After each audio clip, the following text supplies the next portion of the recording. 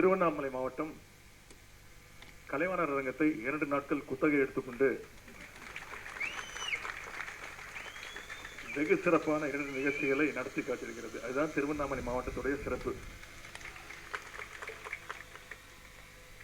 நேற்றைக்கு மாலை இதே நேரம்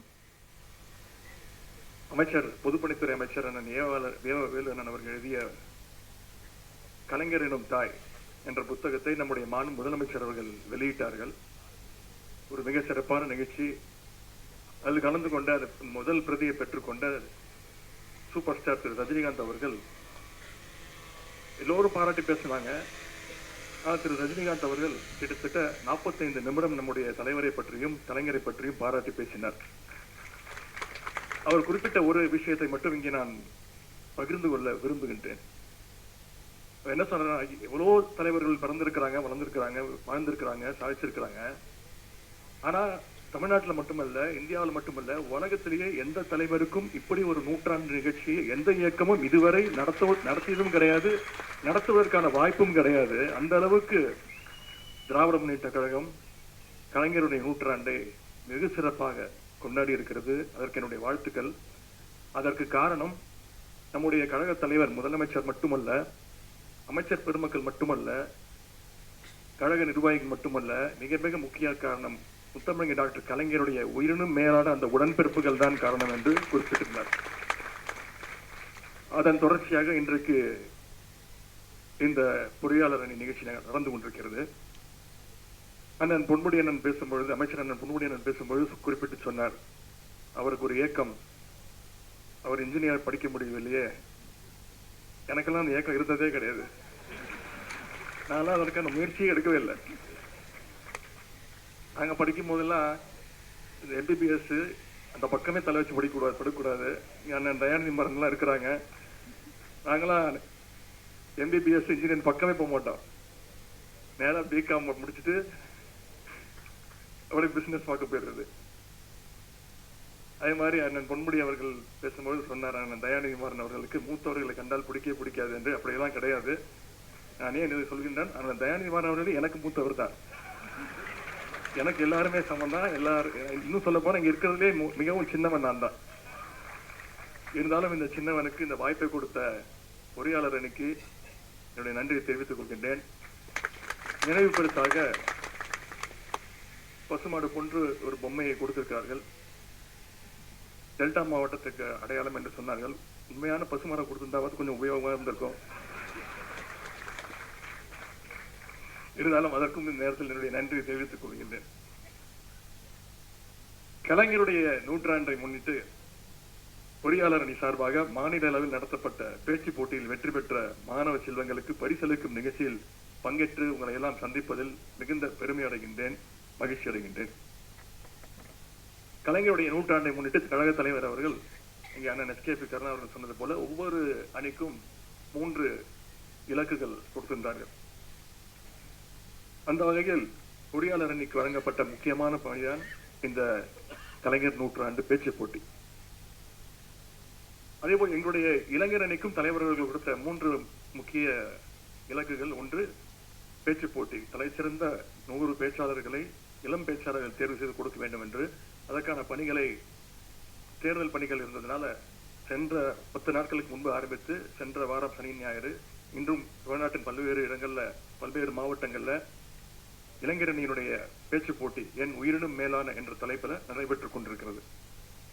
அந்த போட்டியில முதல் பரிசா ரூபாய் 1 லட்சம், 2வது பரிசா ரூபாய் 75,000, 3வது பரிசா ரூபாய் 50,000 கொடுக்கிறோம். ஆனால் இந்த பொறியாளர் அணி நடத்துகின்ற இந்த பேச்சு போட்டியில் பாத்தீங்கன்னா முதல் இடம் 5 லட்சம், 2ஆம் இடம் 3 லட்சம், 3ஆம் இடம் 2 லட்சம். இதுல என்ன தெரியுது? பொறியாளர் அணி ரொம்ப வசதியான ஒரு அணி. எங்களுடைய அணிக்கு பொறுப்பாளர் துணை பொதுச்செயலாளர் அண்ணன் நாராசு அவர்கள், பொறியாளர் அணிக்கு பொறுப்பாளர் அமைச்சர் அண்ணன் பொன்முடி அவர்கள். அவரது அணியை நன்றாக, எங்களுடைய பொறுப்பாளர் எங்களை பொறுப்பாக தான் வழி நடத்திக் கொண்டிருக்கிறார். இருந்தால் நான் சொல்ல இங்கே கடமைப்பட்டிருக்கிறேன். இந்த பேச்சு போட்டி பரிசு தொகை கொடுக்கறதோட முடியறதில்லை. இந்த பேச்சாளர்களை கழகத்துல கொண்டு வந்து அவருடைய திறமைக்கு களம் அமைத்து கொடுக்க வேண்டியது நம்முடைய ஒவ்வொருடைய பொறுப்பு என்பதை இந்த பேச்சு போட்டி உணர்த்த வேண்டும். அதேபோல் இந்த பொறியாளர் அணியுடைய ரூட்ஸ் ஆப்பை தொடங்கி வச்சு அண்ணன் எஸ்கேபி கருணா அவர்கள் எழுதிய கலைஞர் கட்டிய தமிழ்நாடு என்ற நூலும் இங்கு வெளியிடப்பட்டது. நேற்று கலைஞர் எனும் தாய், இன்றைக்கு கலைஞர் கட்டிய தமிழ்நாடு. இந்த காலத்திற்கு ஏற்ற மாதிரி பேச்சாளர்களை அடையாளம் காண வேண்டும். அடுத்தடுத்த தலைமுறை பேச்சாளர்களை வளர்த்தெடுக்க வேண்டும். அப்படின்தான் இந்த பேச்சு போட்டிகளை தொடர்ந்து நாம் நடத்தி வருகின்றோம். இந்த நேரத்தில் பொறியாளர் அணிக்கு ஒரு வேண்டுகோள். நாங்கள் இளைஞர் அணி இங்கே குறிப்பிடும் போது சொன்னீர்கள், கிட்டத்தட்ட 15,000 மாணவர்கள் வந்து விண்ணப்பிச்சிருந்தாங்க, பதிவு செஞ்சிருந்தாங்கன்னு. இளைஞர் அணி அறிவிச்சு கிட்டத்தட்ட 17,000 மாணவர்கள் இளைஞர் அணி சார்பாக நடந்த பேச்சு போட்டியிலும் விண்ணப்பிச்சிருக்கிறாங்க. இளைஞர்கள் தயாராக இருக்கிறாங்க, நம்ம பக்கம் வர்றதுக்கு தயாராக இருக்கிறாங்க. நாம தான் அவங்களுக்கு வழிவிட்டு அவங்களை அரவணைச்சு அவங்கள வழிநடத்த வேண்டும் என்று கேட்டுக்கொள்கின்றேன். அதே போல் இன்னொரு வேண்டுகோள், வழிவிட்டு வழிநடத்தி கைப்பிடிச்சு கூட்டிட்டு போனோம்.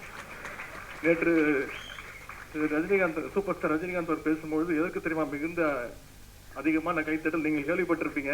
நான் சொல்லக்கூடாது. நான் சொன்னா நான் ஏதோ ஒரு மனசுல வச்சுக்கிட்டு சொல்றேன்னு நினைச்சுவீங்க. தொலைக்காட்சிகள்ல நீங்களே பார்த்திருப்பீங்க. ஓல்டஸ்ட் கோல்டு தான்.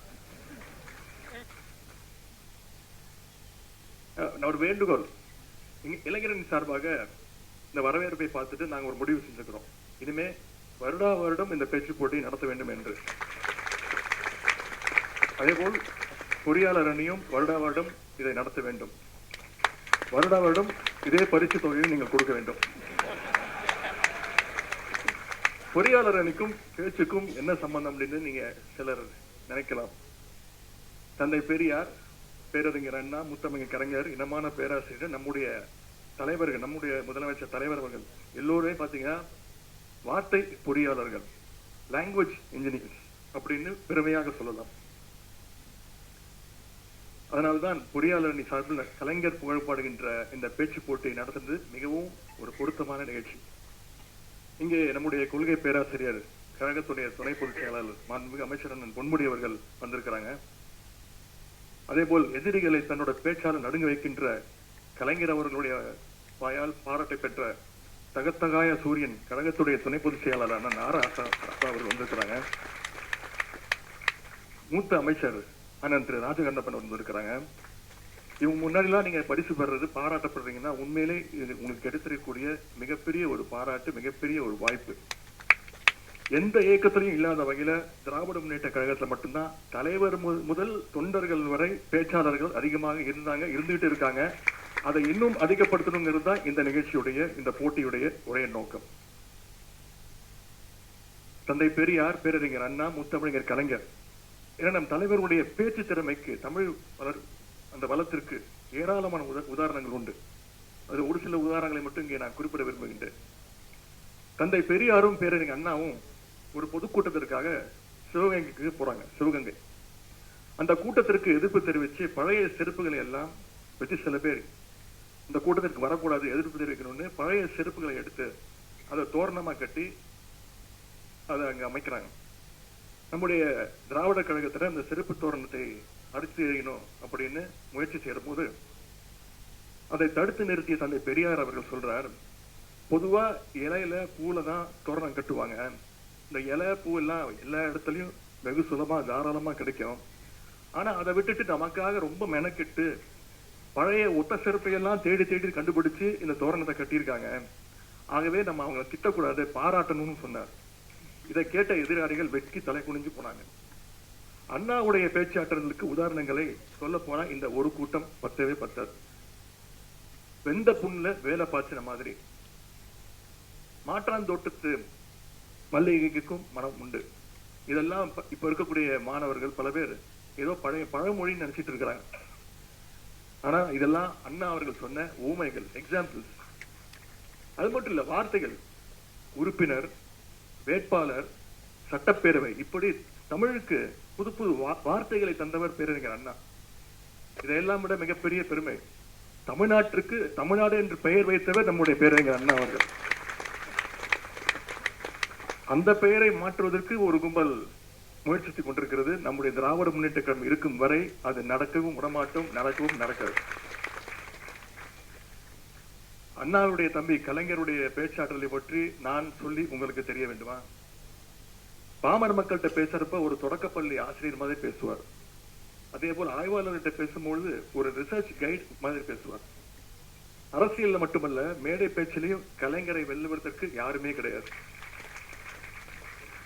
அதனால்தான் கலைஞருடைய நினைவை போற்றி ஒரு வாரத்திற்கு முன்பு இந்த 100 ரூபாய் நாணயம் வெளியிட்டப்போ அந்த நிகழ்ச்சியில் பேசும்போது நம்முடைய முதலமைச்சர் குறிப்பிட்டார், நயமிக்கு கலைஞருக்கு இன்று நாணயம் வெளியிடப்படுவது மிக பொருத்தமான ஒரு விஷயம் என்று நம்முடைய முதலமைச்சர் அவர்கள் குறிப்பிட்டார். இந்த காலகட்டத்திற்கு பொருத்தமான கலைஞருடைய ஒரு உரை ஒன்றை இங்கே குறிப்பிட விரும்புகின்றேன். மறைந்த லோக் ஜனசக்தி தலைவர் திரு ராம்விலாஸ் பாஸ்வான் அவர்கள் 1996-98 காலகட்டத்தில் ஒன்றிய ரயில்வே அமைச்சராக இருந்தார். அப்பொழுது தமிழ்நாட்டில் ஒரு ரயில் திட்டத்துடைய துவக்க விழா நடைபெற்றது. அப்பொழுது நம்முடைய முத்தமிழ் டாக்டர் கலைஞர் அவர்கள் முதலமைச்சராக இருந்தார். அந்த விழாவில் பேசின ஒன்றிய அமைச்சர் திரு ராம்விலாஸ் பாஸ்வான் அவர்கள், இந்த ரயில் திட்டத்திற்கு ஒன்றிய அரசு 1/3 பங்கு நிதியை ஒதுக்கும், திட்டத்திற்கான 2 பங்கு நிதியை மாநில அரசு, அதாவது தமிழ்நாடு அரசு தான் ஒதுக்க வேண்டும் என்று கோரிக்கை வைத்திருந்தார். அடுத்து பேசிய முத்தமிழ் கலைஞர் அவர்கள் பேசும்போது அவர் குறிப்பிடுகிறார், ரயிலுக்கு தண்டவாளம் மிக மிக முக்கியம். குறிப்பா தண்டவாளத்தில் இருக்கக்கூடிய 2 கம்பிகளும் ஒரே அளவுல ஒரே நீளத்துல தான் இருக்க வேண்டும். ஒரு கம்பி 1/3 பங்கு நீளத்திற்கும் இன்னொரு கம்பி அதை விட குறைவான அளவில் இருந்தா தண்டவாளத்துல ரயில் மட்டுமல்ல யாருமே பயணம் செய்ய முடியாது. அதே போலத்தான் நிதி ஒதுக்கீடும் மாநில அரசும் ஒன்றிய அரசும் தலா 50% சமமான நிதியை ஒரே அளவில் ஒதுக்கினாதான் அந்த திட்டம் சிறப்பாக இருக்கும் நம்முடைய முத்தமிழ் கலைஞர் அவர்கள் சொன்னார். 28 ஆண்டுகளுக்கு பின்னாடி கலைஞர் 28 ஆண்டுகளுக்கு முன்னாடி கலைஞர் பேசின பேச்சு இன்றைக்கு தமிழ்நாட்டுக்கு பொருத்தமாக இருக்கின்றது. அதற்கு உதாரணம் சென்னை மெட்ரோ ரயில் திட்டம். சென்னை மெட்ரோ ரயில் திட்டத்தின் 2ஆம் கட்ட பணிகளுக்காக 60,000 கோடி ரூபாய் செலவாகுது. மாநில அரசு 50%, ஒன்றிய அரசு 50% ஒதுக்க வேண்டும். ஆனால் நம்முடைய ஒன்றிய அரசு இதுவரைக்கும் சென்னை மெட்ரோ ரயில் திட்டத்திற்கு 1 ரூபாயை கூட ஒதுக்கவில்லை. ஆனாலும் இந்த திட்டம் நின்று விடக்கூடாது என்பதற்காக உறுதியோடு நம்முடைய முதலமைச்சர் அவர்கள் மாநில அரசு நிதியிலேயே இந்த திட்டத்தை இன்று சிறப்பாக செயல்படுத்திக் கொண்டிருக்கின்றார். கலைஞருடைய பேச்சாற்றலை இங்கே பரிசு பெற்ற ஒவ்வொரு மாணவரும் பெற வேண்டும் என்று என்னுடைய வாழ்த்துக்களை நான் தெரிவித்துக் கொள்கின்றேன். பொறியாளர் அணியினுடைய செயலாளர் அனந்த எஸ்கேபி கருணா அவர்களை ஒரு எழுத்தாளராக எனக்கு முன்பே தெரியும். அவருடைய முதல் புத்தகமான கவர்னரின் ஹெலிகாப்டர் என்ற புத்தகத்தை படித்துவிட்டு அப்பொழுதே அவரை பாராட்டி என்னுடைய ட்விட்டர் முகத்திலே நான் பதிவிட்டிருந்தேன். எந்த ஒரு விஷயத்தையும் எளிமையாகவும் அதே நேரத்தில் சுவாரஸ்யமாகவும் எழுதுகின்ற ஆற்றல் அவருக்கு நிரம்ப உண்டு. இங்க அண்ணன் ஆர் ஆசா அவர்கள் பேசும்பொழுது குறிப்பிட்டு பேசினார்கள். எந்த அர்த்தத்தில் சொன்னாரு எனக்கு தெரியல. விரைவில் ஒரு ஆடாத நாற்காலியை நான் அவருக்கு தர வேண்டும் என்று. எந்த நாற்காலியும் ஆடாத நாற்காலி கிடையாது. ஆனால் திரு எஸ்கேபி கருணா அவர்கள் மிகவும் திறமையானவர். எந்த நாற்காலியை கொடுத்தாலும் அவர் அதை ஆடாமல் உட்கார்ந்து கொள்வார். இதற்கு எந்த அர்த்தமும் நான் சொல்ல மாட்டேன், நீங்களே கண்டுபிடிச்சேன். எப்படி அந்த ஆர் ஆசான் அவர்கள்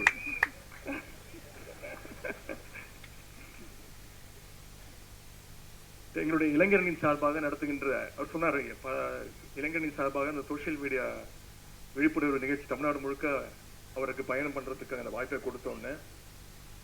அதே போல நம்முடைய பயிற்சி பாசறை நிகழ்ச்சியிலும் தமிழ்நாடு முழுக்க அவர் பயணித்திருந்தார். இப்போது நாங்கள் நடத்துகின்ற கலைஞர் நூற்றாண்டு இளைஞரணின் சார்பாக நடத்துகின்ற அந்த பேச்சு போட்டி, என் உயிரினும் மேலான அந்த தலைப்பை நடத்துகிற பேச்சு போட்டியில 30 நடுவர்கள்ல அவரும் ஒரு நடுவர் என்ற, அதற்கு இந்த நேரத்தில் நன்றி நான் தெரிவித்துக் கொள்கின்றேன். வழிசெல்வம் நாங்கள் கொடுத்துறோம்.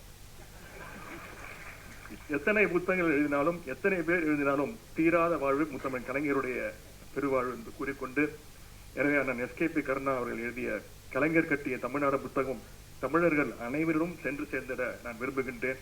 அவருக்கும் இந்த நிகழ்ச்சியை மிகச்சிறப்பாக ஏற்பாடு செய்த பொறியாளர் நிர்வாகிகளுக்கும் மீண்டும் என்னுடைய வாழ்த்துக்களையும் நன்றியும் தெரிவித்து வாய்ப்புக்கு நன்றி கூறி விடைபெறுகின்றேன். நன்றி, வணக்கம்.